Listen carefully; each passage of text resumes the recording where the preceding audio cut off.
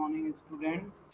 Today we will discuss in operating system lecture series methods for handling deadlock. So let's start. In the previous lecture, we have discussed about deadlock, and in the deadlock, we have also discussed what do you mean by deadlock characterization. Okay, and in this we will discuss the method for handling deadlock. So we can use a protocol to prevent or avoid deadlock, ensuring that the system will never enter a deadlock.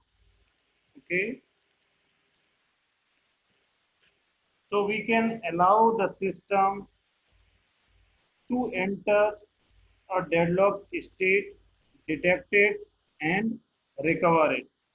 We can ignore the problem altogether and pretend that deadlocks never occur in the system. This solution is used by most operating systems, including Unix. So the mainly two things which we will discuss, that is deadlock prevention and deadlock avoidance. So there are three ways of handling deadlocks.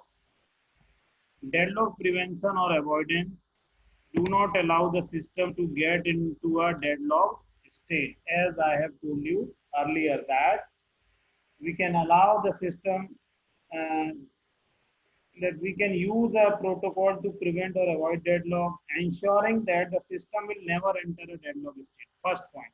Second, we can allow the system to enter a deadlock state, detect it and recover it. Third, we can ignore the problem altogether and pretend that deadlock will never occur in the system. This solution is used by most operating systems, including Unix.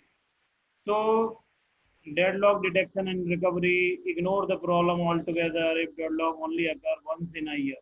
So the third one is the case when if the deadlocks only occur once in a year or so, it may be better to simply let them happen and reboot as necessary than to incur the constant overhead and system performance penalties associated with deadlock.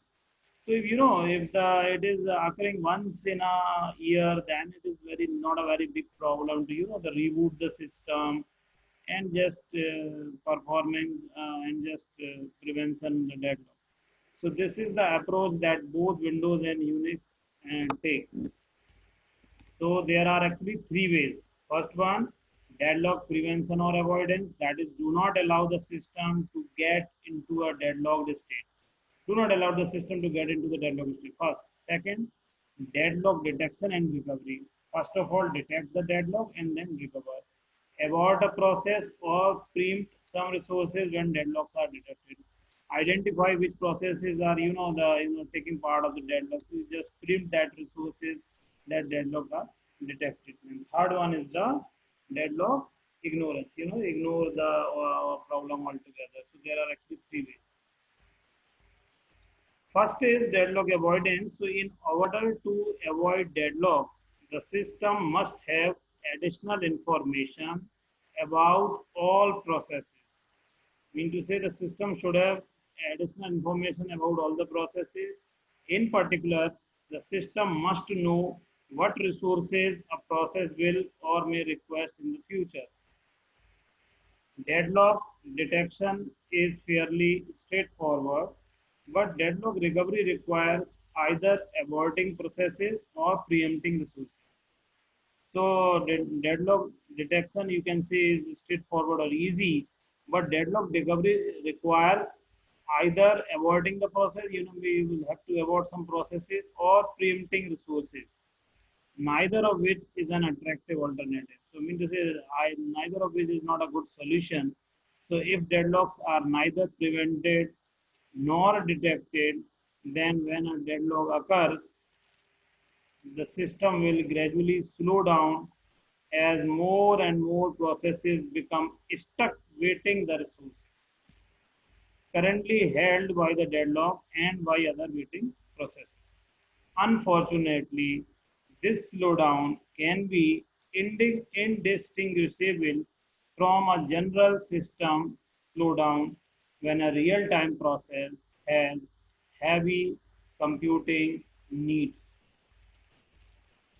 So you can say, in another words, you can say if a system does not employ either a deadlock prevention or a deadlock avoidance algorithm, then a deadlock situation may occur. In this environment, the system can provide an algorithm that examines the state of the system to determine whether a deadlock has occurred and an algorithm to recover from the deadlock. Deadlock prevention. Deadlock can be prevented by preventing at least one of the four required conditions. First one, mu one is by preventing at least one of the four required conditions. Whatever these four required conditions, so you just preventing at least one. That is, either you prevent mutual exclusion or hold and wait or no preemption or circular wait. So if we, let's consider the first case, that is the mutual exclusion. The mutual exclusion condition must hold for non-shareable resources. For example, a printer cannot be simultaneously shared by several processes. Shareable resources, on the other hand, do not require mutually exclusive access and thus cannot be involved in a deadlock. Read-only files are a good example of a shareable resources. If several processes attempt to open a read-only file at the same time, they can be granted simultaneously access to the file. A process never needs to wait for a shareable resource. In general, however, we cannot prevent deadlocks by denying the mutual exclusion condition. Some resources are intrinsically non-shareable. Second is hold and wait.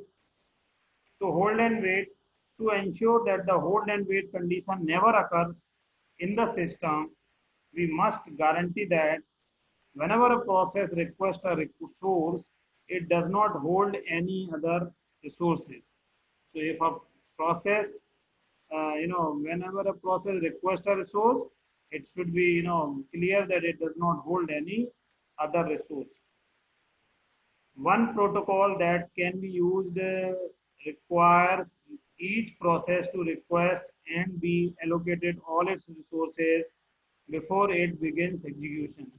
We can implement this provision by requiring the system calls requesting resources for a process precede all other system calls.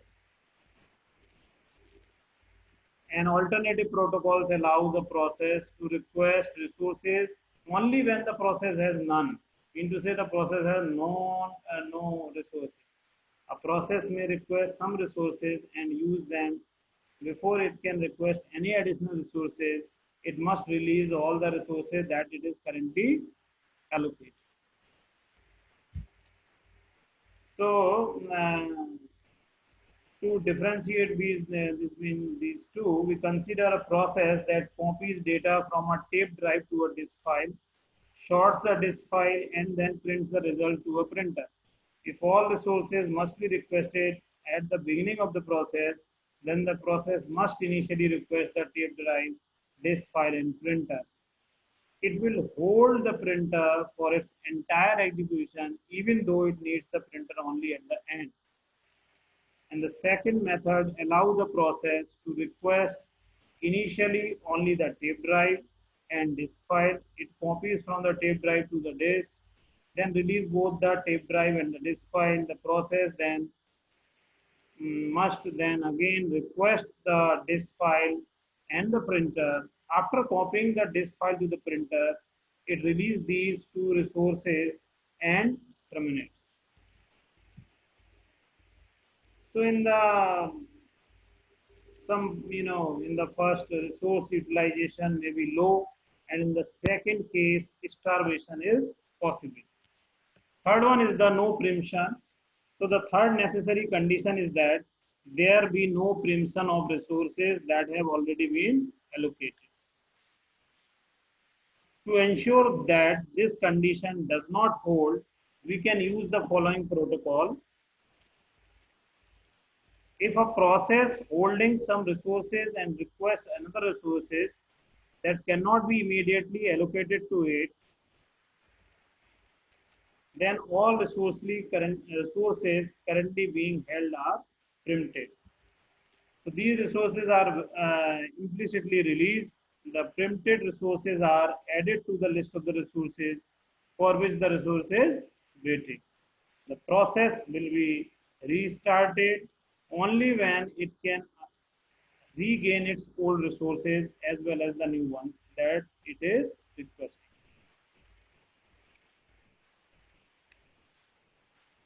And third one is the circular wait. So fourth one is the circular wait. So the fourth and final condition for the deadlock is the circular wait condition. One way to ensure that this condition never holds is to impose a total ordering of all resource types and to require that each process request resource in an increasing order. Like, let's say R is a resource set R, R1, R2, Rn with a set of resource type. We assign to each resource type a unique integer number. Okay, so let's say a resource type tape drive, we will assign a number 1, printer a number, let's say 12, disk drive a number 5. So likewise, a number will be assigned, and after that, when we are assigning the number, after that the process can request instance of the resource type Rj if only f of Rj is greater than f of Ri. So if several instances of the same resource type are needed, a single request for all of them must be issued. Okay. So here we should also note one point that the function, let's say f is a printer that we have already discussed that f is a function of a printer. Let's say that the number assigned is 12. So the function f should be defined according to the normal order of the usage of the resources in a system. Since the tape drive is usually needed before the printer, it would be reasonable to define f tape drive is less than f printer. Since the printer is needed at the last, as we have discussed the case, so suppose we are using tape drive, disk drive, and printers, we will assign a tape drive 1, number 1, disk drive 5, and printer we are using at the last, so we will assign a number 12 to the printer. Okay. So next is the deadlock avoidance. The general idea behind deadlock avoidance is to prevent deadlocks from ever happening. By preventing at least one of the aforementioned conditions, this requires more information about each process and tends to lead to low device utilization. Then that process is just not started or the request is not granted. A resource allocation state is defined by the number of available and allocated resources and the maximum requirements of all processes in the system. So deadlock avoidance, actually there are the three states of the deadlock avoidance. One is the safe state, another is the resource allocation graph algorithm, and third one is the banker's algorithm. We will also discuss banker's algorithm in detail in the next lecture. Here we will discuss the two cases, that is the safe state and resource allocation graph algorithm. However, we will also discuss some part of the banker's algorithm, or you can say the initialization of the banker's algorithm. However, the banker's algorithm in detail we will discuss in the next lecture. So safe state, when a state is called safe, a state is safe if the system can allocate all resources requested by all processes up to their stated maximum without entering a deadlock state. If the system can allocate all resources requested by all processes up to their stated maximum without entering a deadlock, then that state is called a safe state. Second, when a state is safe if there exists a safe sequence of the processes P0, P1, P2, Pn such that all of the resource requests for Pi can be granted using the resource currently allocated to Pi and all processes Pj where j is less than I. So if a safe sequence does not exist, then the system is an unsafe state which may lead to a deadlock. So all if the if there is a safe state, then it is okay. If this is an unsafe state, so unsafe state leads to a deadlock.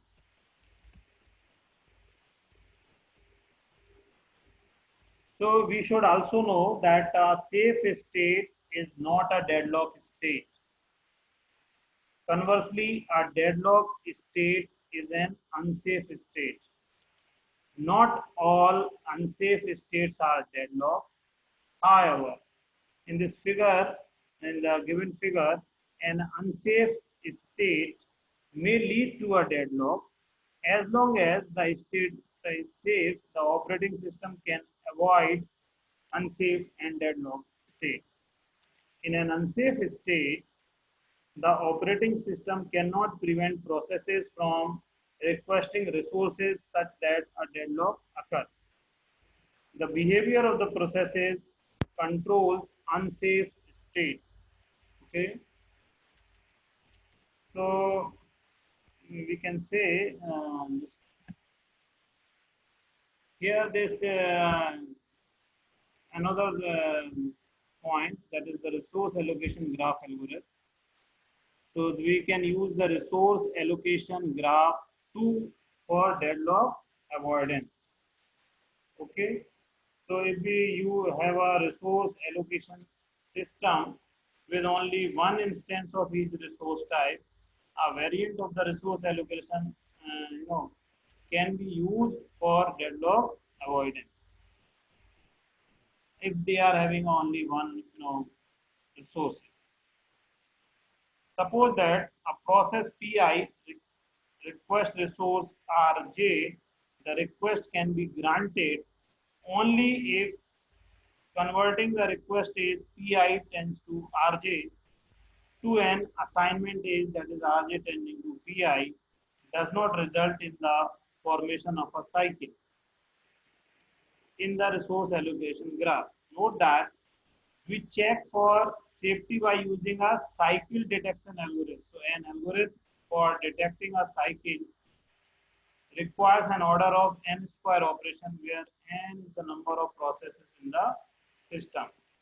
If no cycle exists, then the allocation of the resources will leave the system in a safe state. So if a, so as